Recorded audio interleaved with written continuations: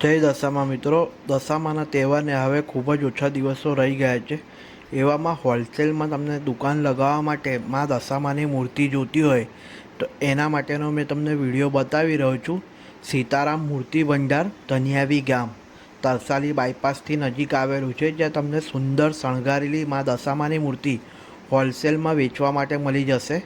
જ્યાં વિવિધ સાડીઓથી, વિવિધ અલગ અલગ રંગની, અલગ અલગ જ્વેલરીથી શણગારેલી માં દશામાની મૂર્તિ તમને મળી જશે. ત્યાં તમને શણગાર્યા વગરની પણ મૂર્તિ જોતી હશે તો ત્યાંથી તમને મળી જશે.